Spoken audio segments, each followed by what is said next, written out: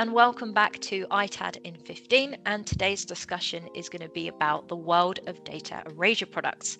Really looking forward to this one, and we're finding already in our chat before that data erasure is just such a vast space, and it's absolutely critical, but often it's very misunderstood, but a key part of the IT asset disposition and data security sector.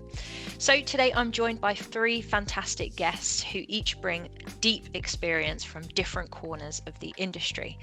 So Marcin, we'll start with you, the owner of Wiper App and Hit IT Group. Do you want to tell us a little bit about yourself and your business? Hello. So my name is Marcin Wyrwas. So I'm CEO of the Hit IT Group. This is the ITAD company based in Poland, on the west side of Poland in Wrocław. And also I'm founder of the Wiper App. So this is our certified data erasure software. So this is the synergy. So we combined it. So we are in the market. We started in the 97 like a trade company with a used computers, really, from the west, from the Nordic, from Germany, England, also from US, and then we start really ITAD, so IT asset disposal. So we bought the used computers and we recycle this, refurbish it, and then 12 years ago we find out that we need to secure the data. So the data is the most important on this process. So we start our own solution for our needs, basically, and we call it Wiper App. And we developed right now in 12 years. So exactly we know how to erase every bit of the data. Yeah, fantastic. Thank you. So next we've got Sunil Chandna from Stellar Data Recovery, but predominantly from your software, Erasure. So please give us a bit of introduction and tell us everything that you're doing. Thank you, Sue. Pleasure to be here. Co-founded Stellar Data Recovery 30 years back. So that's a core competence, providing data recovery offering, which is downloadable software and data recovery as a service. And we have global interest, headquartered in India and subsidiaries in US and European subsidiaries in Netherlands.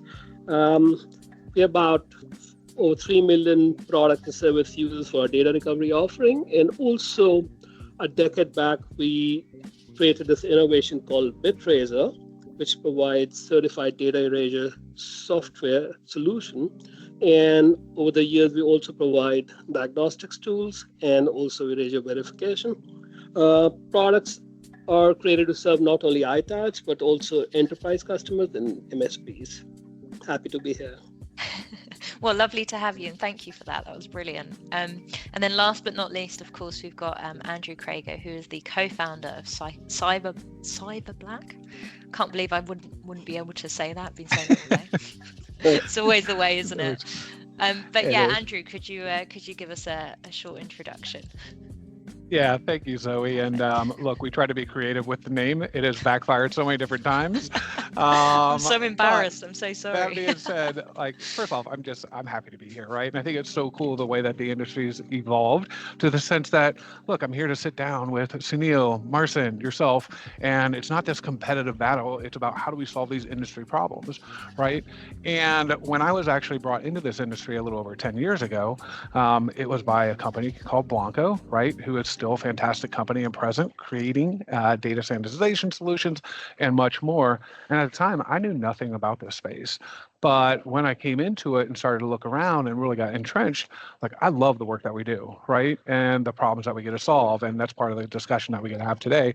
But along the way, one of the things that became abundantly apparent to me was the fact that there were gaps in our industry, right? Certain assets had been, addressed from a data sanitization standpoint, but as an industry, it's really up to us with compliance, policy, and everything else, and the needs for security to really address any of those data-bearing assets assets.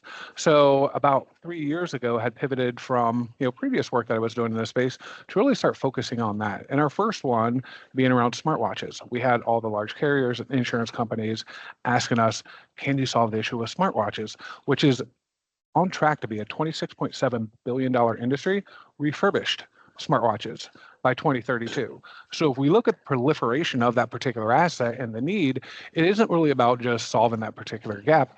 It's really about creating trust for our entire industry, right? Because if you have a weak link that's out there where there becomes a data breach and these things have PII, right? Financial information, health information, things that are very important. Well, people don't just say that's a problem with smartwatches. They say that's a problem with technology reuse. So that's why I love for us to get together and sit down and have these conversations and really elevate the entire industry. Like, I love knowing what Sunil does. I love knowing what Marcin does, and I will recommend people their way, right? And I think it's interesting the way that we've evolved to say that this industry, there is so much opportunity and so many challenges that need to be solved.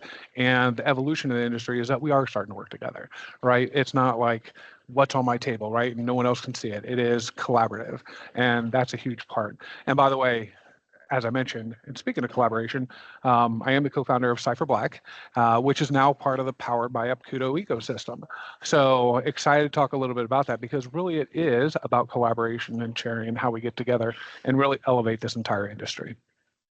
Yeah, definitely. It was one of the things that stuck with me the most about the conferences that we attended last year. I think it was Sue Bywater Reed from Vita that said, we're not in a sector where there's going to be less technology. People aren't going to start using less. Like, the number Exactly of right. IoT devices, it's only going to go up. And with that, partnerships, but also collaboration and sharing information is really, vital to everyone. And we had the same with our test lab. Is any time that we get a new product in, for example, yourself with the smartwatch being, that was the first smartwatch that we tested here at ADISA, and that was really interesting, because it takes that first company to say, no, we want our product tested. And with how many products come out every single day, it's scary to think how many data bearing assets are actually out there, and how many solutions are around the corner, but not yet there. So thank you all for the introduction. And yeah, I thought I'd start us off with quite a broad question. So when you look at the current landscape of data erasure, what do you think is the most understood about it? And we'll start with you, Marcin.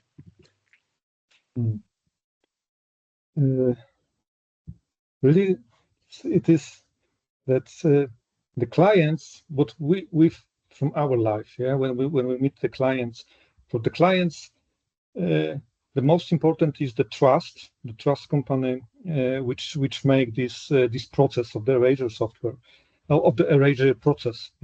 So from them is very important that this company and the solution is certified by the third party, like the ADISA, for example, or the common criteria and really, when the trust is on the high level, they if they get the certification of the wiping, it's enough for them. So like you, Andrew, say that the education should be more and more. I agree with this, but in this industry, like I can say that there is we think about the security, the cyber security, but also the financial point of view. It's important for the clients. Yeah. And maybe actually just to add on to that. So, Marcin talked about going out and meeting with clients. That's a beautiful part, is when you start engaging with clients, you get to say, all right, what do they know, what they don't know? Because there's a lot of confusion. And, sometimes it is as easy as just saying, hey, we're a certified solution, right? We've got ADISA, it's coming from an R2 facility, but sometimes clients will be embedded in kind of an outdated thought process. They'll think they need that NIST 800-88, or and they do need that, right? Clear purge, right? Or they'll get wrapped up in the fact that they have a 3-pass overwrite requirement, and they don't understand kind of what that means and the implications and how technology has evolved over time. And honestly, so when I was actually with Sunil at the summit, what they've done is actually incredible in that space, because our job is to make it easy for the clients, right? And to get their trust. So there's a certain amount of education. Sometimes clients are educated, sometimes they aren't, right? Sometimes they are having things pushed down to them. So they would have to go through different layers to kind of get approvals and everything. So if they've got these mandates that has to be a 3-pass overwrite. Well, to deviate from that, to educate them and tell them of the merits and the benefits of IEEE 2883, that that's an outdated technology, which isn't going to work on solid state drives. The amount of cycles that something like that can take is a lot, right? And you're trying to meet the clients where they're at. So that's one of the reasons why I love what Sunil and them have done, is they understand what the clients' needs are. They understand kind of what the market needs, but they also understand security, right? So instead of trying to say, I have to educate you and get you up to speed on this and adopting this level of security because it is the right thing to do, there's an element to that, but there's also an intersection that you can have where you converge and say, all right, clients' expectations, security, there's a way forward where we can actually marry both of these and make it simple. So again, it's about making it simple so that the clients have trust, so that our industry has trust. So Sunil, I just want to kind of tee you up there because I thought it was brilliant what you shared at eSummit. So I'm going to lob that softball over to you, buddy, to take and expand on it, because again, it was such a cool part, just like Marcin was saying, it's meeting and understanding the needs of the clients. And how do we do that, right? Yeah. And this is what they've done. Awesome. Thank you for setting the context. I love it. So let me jump to the new problem that we discovered. So I think many customers know a lot, but many customers also are running very old practices and never look back and say, hey, we are really dated. We're following a standard or a method that was approved maybe 15 years back, and it probably doesn't work. Now, they're never asking that question, but that's what we help customers discover, So talking about the US DoD 3-pass, sometimes the military standards look so good and so nice, bring a lot of trust because it's a US Department of Defense standard. Of course, it must work. Unfortunately, the standard was last casted, 2004 or 2005. So it's been 2 decades since anybody looked at the standard. And a few years later, they did started pointing out to NIST 888. But remember, NIST 888 also was not updated till few weeks back when they released an update. So what we're looking at is standards that haven't caught up with modern storage media. And that's what we recently found out. Now, a lot of magnetic hard drives are built on a new technology called shingled magnetic recording. And this is like a shingle roof, the data tracks are overlapping. And when you wipe them using any commercial tool, using a DoD 3-pass wipe, unfortunately, it's totally unsafe and the data traces show up. So we reproduced these cases using different commercial apps in our data recovery labs, and we were able to find the data. Said, how do we solve this problem? Because there's still thousands and thousands of corporate customers and government organizations that would take years to upgrade their data disposition handbooks. They still want to talk to the old manual that was written 10 years back, and they don't even know when they're going to look at it because there are other problems that I have to worry about. So we figured out that if you really look closely, a software can detect that these devices are built using a different technology. And all we had to do was force purge and then meet what customer wanted, the 3-pass Erasure. So it looks very simple when you hear the solution now. But what we've achieved is the customer still get the 3-pass Erasure because that's what ITAD has to deliver. But using a technology, what we made sure is no data traces are left behind. And that's very important because all you need is one drive that would get compromised and the organization would lose trust. And if it's a big logo, then a lot of guys are going to take the U-turn and there's going to be a lot of drive destruction. So I think it's a very important pivotal step that we've taken, and very proud of this. We have so many companies that, or end users that will approach us and ask us about standards that were released 15 years ago. I mean, the amount of people that we speak to in a week that are using really, really outdated stuff, not relevant, or it's not sort of evolved as quickly as technology has. So it's really interesting, and thank you for sharing that. And yeah, I mean, I know that we're all probably nerds when it comes to reading all of these different standards and specifications. And I think one of the brilliant things that we can offer as a service is bringing the customer the bite-sized chunk of that. What do you need to know, or advise in a way where, you know, you might not need the IEEE piece if you're looking to sanitize a device. That's just not in scope for that. You know, we all know that because we understand it, but the end user quite often doesn't. So Marcin, how do you find that as you know, your business, of course, is also ITAD. Where do you find the customer journey is in terms of understanding and sort of the level of security that they're finding acceptable against? We talked about the price of a service over the level of security. Regarding the standards, so when we start our Wiper app, we start thinking about the software solution between NIST was this new NIST, in 2014.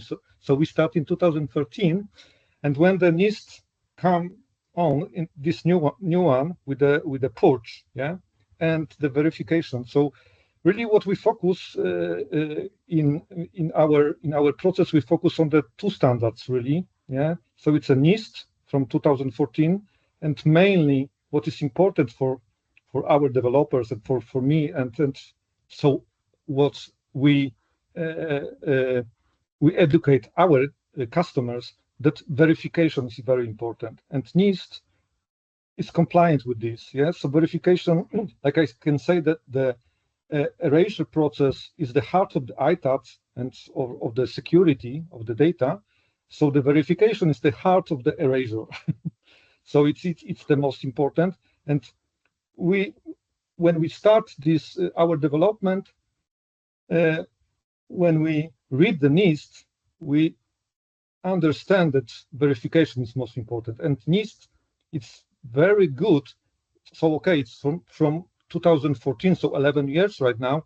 But for me, it's brilliant how it's described the verification, how we should verify if we erase any data.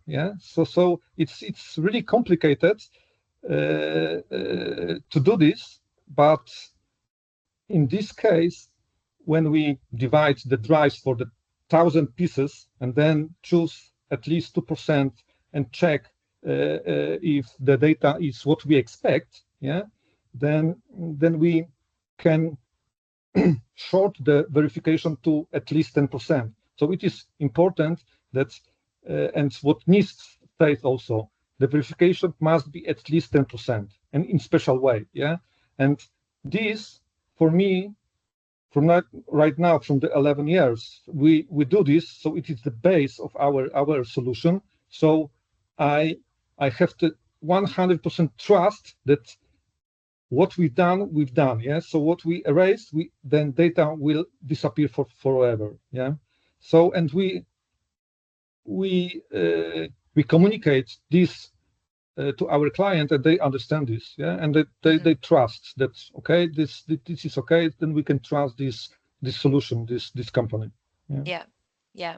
And maybe to piggyback on that, Zoe, if you don't mind, of course. is Marcin, kind of what we were talking about a little bit earlier, right? Is I love, where you sit in, Poland being part of the EU Commission and how they're really helping our entire industry, right? Because what the EU Commission is now mandating is that, organization, within the EU actually start to incorporate was like 20 to 30% of assets from technology reuse. So they are saying that you can't just buy all new equipment anymore, right? You have to actually look at what is consciously smart and actually start embracing some sustainability to say, all right, part of this needs to be from technology reuse and understand those assets.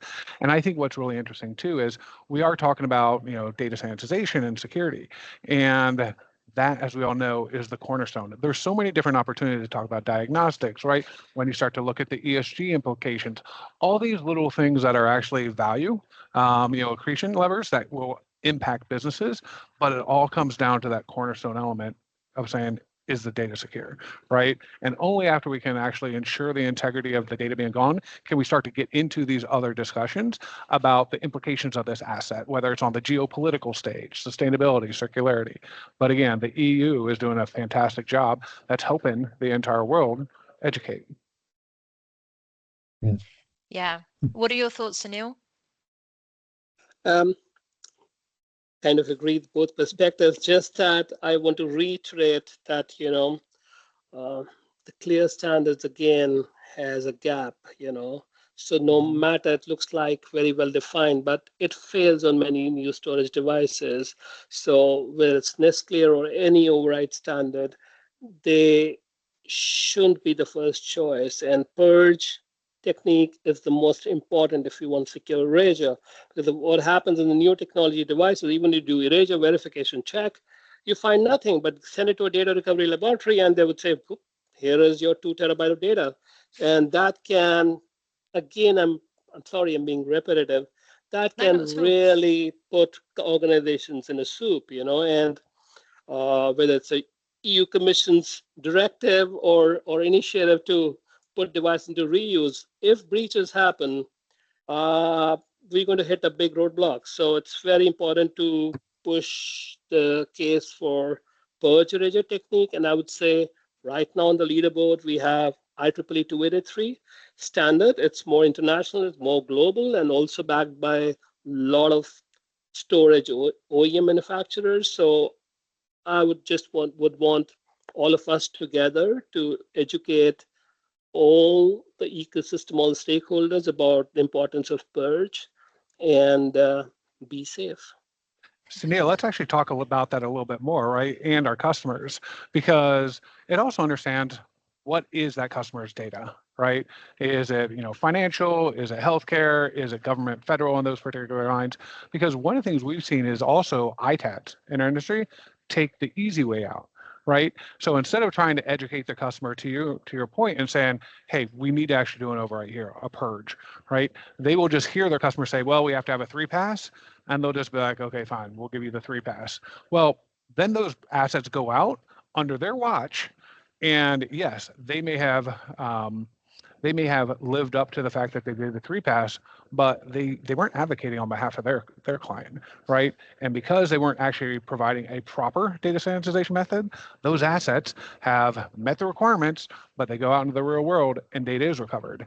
Now, that is actually a huge implication for the ITADs and the people handling those assets, as well as for organizations. So that's why it's imperative to have integrity and willing to actually push back.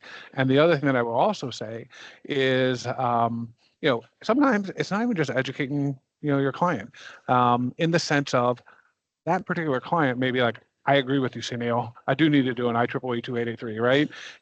But our policy above, which is outdated, requires 3-pass. So after they don't sometimes even know what it takes to actually change their internal policy, which would allow them to actually move forward with like an IEEE, because all the ramifications, process, change control that needs to happen for them to be able to even move forward, right? So what he's doing there is also saying, get it, there's layers here and a lot of challenges. So how do you strip those away? Again, coming back to making it easy for our customers.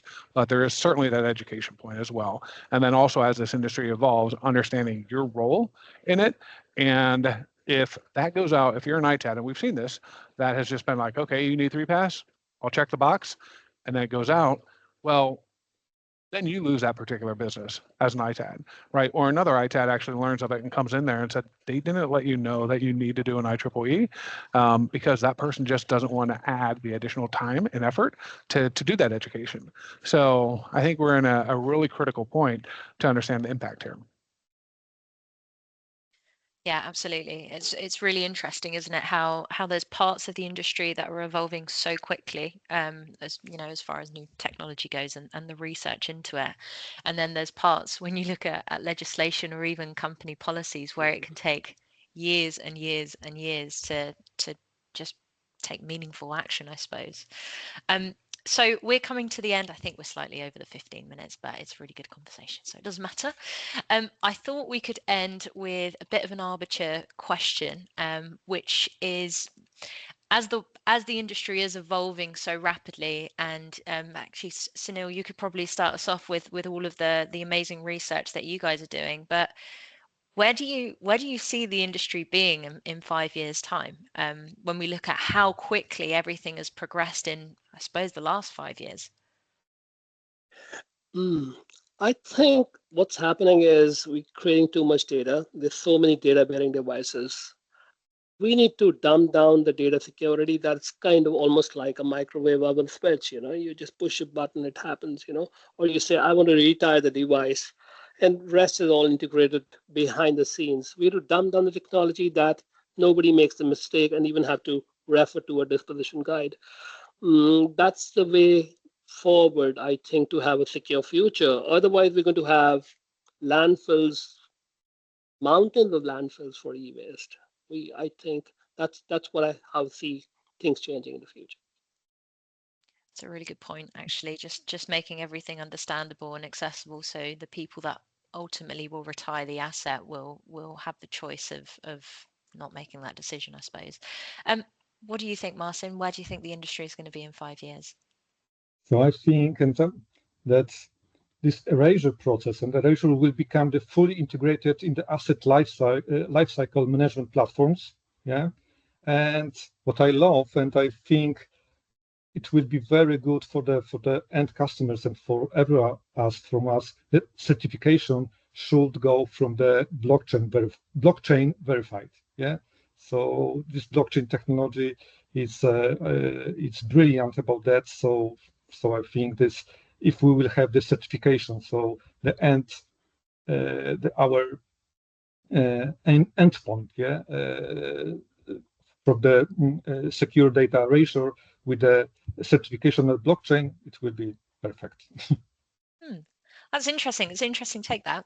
What about you, Andrew? Where do you reckon we'll be in 5 years? Yeah, so I continue to see this market mature, right? And we've seen that a ton over the past 10 years, and the willingness to collaborate. Part of that is going to be automation that's going to happen, and really just cohesion where different solutions are all coming together to provide kind of that technology lifecycle management solution. But also, I think with the level of conscious consumerism that's starting to happen, right? It is becoming a bigger discussion on the public domain, where there's going to be more educated consumers, where there's going to be policy driving this. You've seen that, right to repair has begrudgingly started to get embraced by even the OEMs. So I think it's not just going to be people who are kind of at that snapshot end of time to say, all right, end of life, how do I handle whatever assets coming in?